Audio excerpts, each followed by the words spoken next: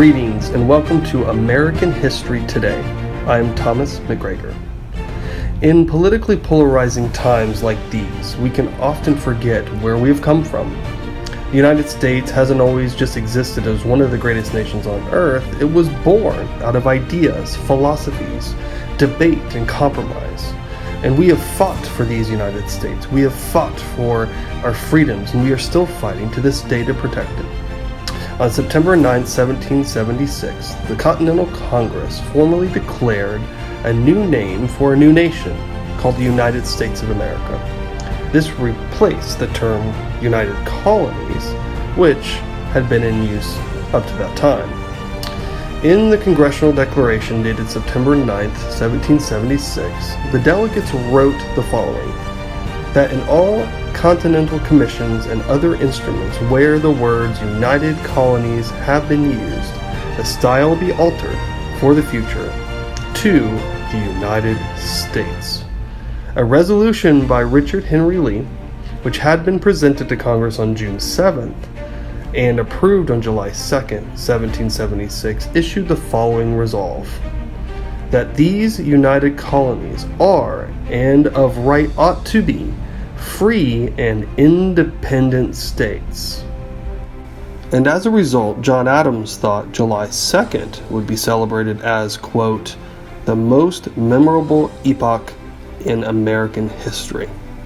Instead, the day has been largely forgotten in favor of July 4th, when Jefferson's edited Declaration of Independence was adopted.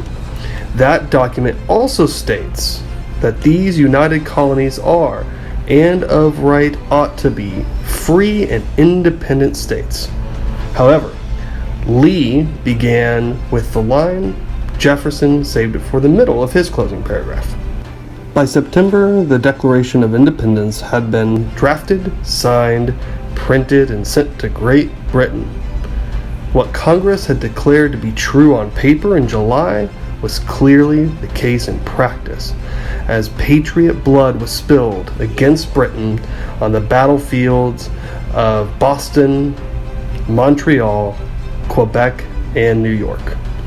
Congress had created a new country from a cluster of small yet strong colonies, and the nation's new name reflected the reality and that fortitude. The birth of a new nation had been completed.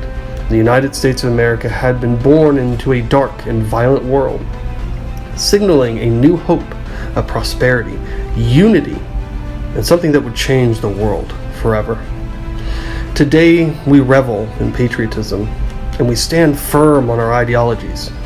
We look to support the American dream and the American truths that we hold close to our hearts. However, amongst all the flags hung on porches, the parades in the streets, and the songs sung on 4th of July, we have seemed to lose our way away from the birth of this great nation, which is unity. We have forgotten how America was founded in discussion, not yelling, ideas, not ideals, and love for the country as a whole instead of love for our limited personal beliefs. And we've forgotten one important thing: to be united in how we hold these truths to be self-evident, that all men are created equal, that they are endowed by our Creator with certain unalienable rights, that among these are life, liberty, and the pursuit of happiness. We have lost our way and we need to reunite. We have forgotten how amazing this country can be and how amazing we can be in it when we are united as a country under the same stars and stripes.